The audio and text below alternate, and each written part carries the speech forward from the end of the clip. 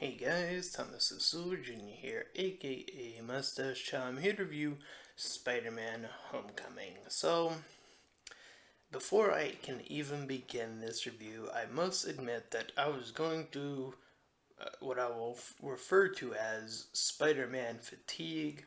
Just after the third movie, I was like, I don't know if I want to see another Spider-Man movie. And especially after the trailers that gave away so much of what the movie was going to offer, that made it even less so. I was like, I don't know if I really wanted to see this movie at this point. And I still decided to go see it regardless. Try to put it aside to review the movie. So we begin, and we get this whole Avengers thing in like, I don't know, seconds within the movie, and it's all about Vulture. I'm just gonna call him that throughout the movie because he's the villain, and he gets introduced right at the beginning of the movie. So yeah. Anyway, I assume this movie takes place after the second Avengers movie when the aliens attacked, or was that after the first movie? Regardless, some of their tech was left behind.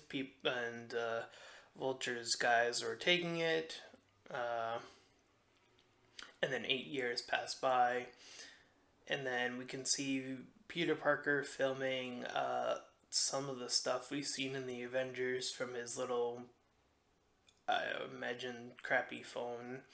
Uh, anyways, there's this Iron Man guy, the one in the suit, one of the directors of Iron Man, I believe it was, director of Iron Man, who appeared in the Iron Man movies. He's in this movie as well, quite a bit. So he's there too. Peter's still recording stuff, blah blah blah. And then we move to after this whole like little recording thing. 2 months pass, and I believe his Peter Parker's friend, his name is Rudy, and then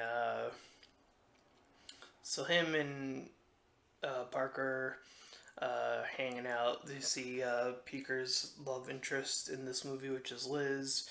I'm just gonna say this now. The characters in this movie are a bit thin, and that is one of the issues of this movie, I feel. Um,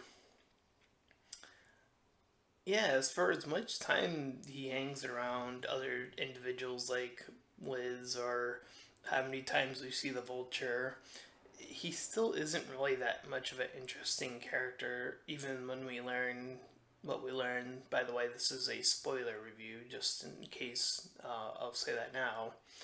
Um, anyways, it takes about 22 minutes into the movie for Parker's friend to see that he's Spider-Man. So 22 minutes into the movie, and we're already getting that. It's a bit of an odd change of pace in Spider-Man movies, from what I know. I mean, that seems to be quite a trend in Spider-Man movies. Is Spider-Man getting revealed, and to have that happen that quick in the movie was a little bit refreshing, I guess, but it still kind of was like, after a while, it kind of wore thin. Anyways, we see Captain America's in the movie. You saw him in the commercials with the whole detention thing and him being on the screen. Anyways, I called him the bully character, even though like he kept like trying to get like Parker to do stuff. I don't even remember hearing his name, so I'll just call him the bully character. Anyways, so Spider-Man hears some stuff going on somewhere, and he sees some dudes with these super weapons. You saw that in the trailer as well, with him taking out the fake Avenger guys. They like have the Avenger costumes.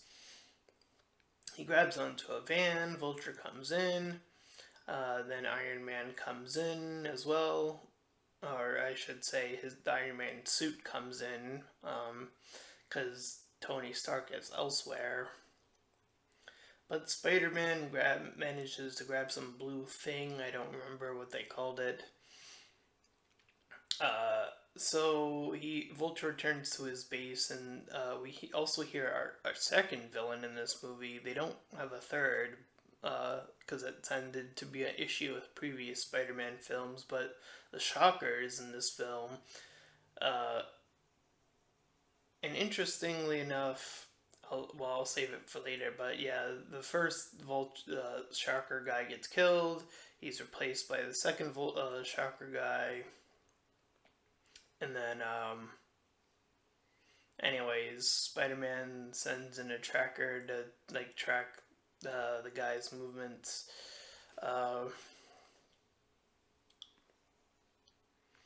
So, anyways, the suit guy, I'll just call him that too, because I don't remember his name anymore. Grabs or talks to Tony about something or other, I believe, at this point. I'm trying to look at my notes, by the way, because this is a pretty long movie, 2-hour long movie.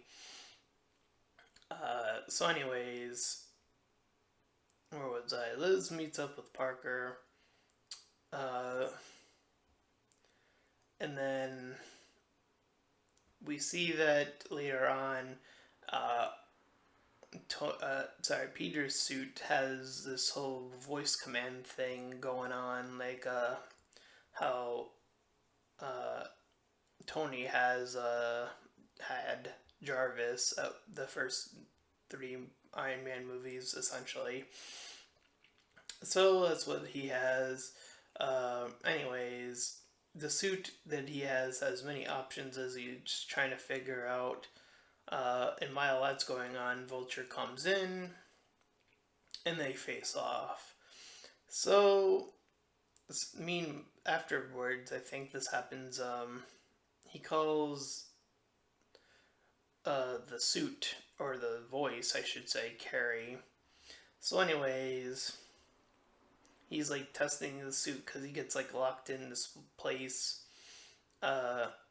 And then while that's going on, we see one of the other characters, like this smart girl that happens to know Peter and the other guy. I believe her name was Michelle. Her role, again, very minor. Anyways, I wrote that she kind of hangs out with them, but not really. She's a bizarre character. I'll say that. For as simple as she is, bizarre yet simple. Anyway, odd sentences aside. So the tower that these kids are visiting starts to fall apart. Spider-Man comes in, tries to save everyone. Liz is in the situation as well, so he saves her last. And they do a joke for the upside down kiss, because that was what Spider-Man became famous for, at least in the first movie, that Spider-Man kiss, the upside down kiss, as I believe they called it. They make fun of that, having Spider-Man fall down instead. Then the kids make the news, and Spider-Man becomes famous around the school, but Parker gets detention. I don't even think they gave a reason why. That was a really bizarre moment in the movie, I will admit, because that kind of came out of nowhere. Like, why did Parker get detention again? Anyways, he gets detention. We see more Captain America on screen. So anyways, let me scroll down my notes here. So, let's see. Spider-Man gets in the tower. Yep. So he leaves after he leaves detention after a bit, and then I forgot when this actually happened. I think I don't know where I wrote it, but at some point Spider-Man lost his suit to Iron Man. So I'll say that here, but I don't know where I wrote that. Anyways,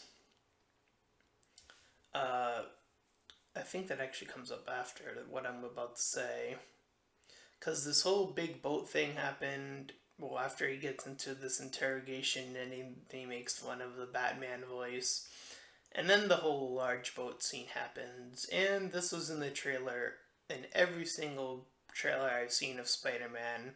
And, you know, you have the whole Jesus symbolism of him with the arms out and spreading it out like that. Uh, Very vintage Spider-Man. I think been in every Spider-Man movie. I don't know. I think so. So that's like one of those things that you would put like on a bingo card or something. I personally feel at this point because it's sort of like just that's Spider-Man for you, and I completely skipped out on it. But pretty early on, Stanley makes his cameo, so that's all set. He's like some angry guy that Spider Man was like still trying to get in. Anyways, so Iron Man arrives to help because the boat's cut in half because of this gun thing, and then Parker or Spider Man tries to stop it, but it only makes it worse. Splits the boat in half. You see the Jesus symbolism, and then Tony comes in to help. So he's mad at Parker, and then we see even May freaking out at something. I've kind of just wrote that, so I don't remember. Um, oh, because Parker does mention he loses his internship. So we get a montage, a very short montage of him just sort of hanging out at school, hanging out with his pal. Him then after that he asks Liz to homecoming, which is Spider-Man Homecoming. So there's where that comes in. She says yes. Yes, May for help. Aunt May, that being. Uh, and then we discover, dun dun dun, Liz's dad is, of course, the Vulture. And this is something that's also been in Spider-Man, right? Like, the whole Spider-Man being revealed part, like when Aunt May and him, and I believe this is the first movie, and you see he already knows who like the Green Goblin is, and they're all together, like that moment in the movie. This is essentially that part of the movie. So she brings up Spider-Man, and that's when Vulture starts to bring up, picking up on the hints that Peter Parker is indeed Spider-Man. So he wants to talk to Parker alone. Then he threatens Parker because he knows he like put two and two together. So as soon as Parker runs out on Liz, the Shocker returns out of nowhere to hit him. Uh, Parker had his other suit just there in school, I guess. That was a bit weird as well. So, anyways, his pal comes in to a rescue, and then Spider takes a car, which is a bit unorthodox, but whatever. So he catches up to, he's trying to catch up to the van or whatever it was, while his pal is communicating him on with him in the lab at school. So Spider-Man confronts the Vulture, and then the Vulture said he was talking to him in a distraction, sort of like the first movie where you had the Green Goblin talking to Spider-Man to lure in his little flying vehicle. I'll just say what that, I guess. Anyways, Spider-Man gets knocked down into this like rubble, and then he gets stuck like down there. Like what? Anyways, as soon as he starts to believe in himself and hears the voices of Tony and what he said earlier in the movie, that somehow gives him strength at this point in time in the movie, which was a bit dumb, but whatever. So Spider-Man grabs onto the Vulture. The Vulture is making his move into Iron Man's plane, which he has some of his suit in other stuff for some reason. I don't know. I don't really know why that plane was there. But anyways, by the way, this plane is also in the trailer, and we're almost at the end of the movie, so there we go. Again, with trailers being stupid and shitty. So anyways, Spider-Man takes on Vulture on this plane. The plane crashes. Spider-Man takes off his mask for some reason. Vulture gets ready, attacks him more, and he takes these bomb things, and I don't think he really knew that they were bomb things, and then the Vulture falls, and then Spider-Man uses his web to first save Vulture, and then sort of stick him up for capture. And then we see that Liz must leave when Parker returns. We hear the other girl, Michelle, right? Her nickname was, of course, MJ. Like, that was supposed to be like a play off of Mary Jane or something. Even though her name is Michelle, so whatever. Anyways, Peter talks with the business guy, and then he gets moved to the new Avengers base. He talks with Tony. Tony shows him the new Iron Spidey suit, I'll say. I think that it was slightly altered from the one I've known and seen, but it is an Iron Man Spider suit to some degree. But Peter at this time says no, rejects the suit. We see a little cameo appearance by Pepper in this movie, talking about being disappointed that he didn't get the suit, and then celebrate this whole thing that was going to happen, I guess. But anyway, then it ended up happening. So Spider-Man returns home. I guess that paper bag had his original suit in it. And after he changes into it, we see Aunt May come in and see him in the suit. So that's how the movie ends. And we have a after credit sequence, which is probably the most disappointing one, because it's literally Captain America saying, "Oh, patience is a virtue," and "Oh, wouldn't it be disappointing if you waited this long and this is all you saw?" Like, they played off as a joke to, like, and then after it just says Spider-Man is coming back. So, I guess they feel pretty confident that this Spider-Man movie was going to make them a lot of money because it has the name Spider-Man in it. And quite honestly, I'm not that impressed. I'm not gonna lie. The characters are just kind of weak, and yeah, the action's pretty cool, but most of it we've already seen in the trailer, so it just sort of bogs down the movie to such an extent, and that sucks that this continues to be the thing that just ruins so many movies. It's like these trailers just take everything that you want to see and then just shows it to you right then and there. But even with that, even if I were to put that aside, the characters, as I said, they're just not that interesting. Vulture wasn't that interesting. The reveal wasn't that shocking. We had a lot of Spider-Man moments that were akin to the first movie. I just don't think they were as well done here. This is definitely not better than the second Spider-Man movie, I'll say that for sure. I would actually give this movie, and I know this may shock the few people who will view it, a 5 out of 10. I just don't think this movie is strong enough. I don't think it is as good as Wonder Woman was. I don't think it's as good as the first Spider-Man movie. I would say it's better than Spider-Man 3, that's good. At least it's better than that, because I wouldn't even give Spider-Man 3 a 5 out of 10, so uh, at least there's that. So for as half good as I find this movie, it's still better than Spider-Man 3. But,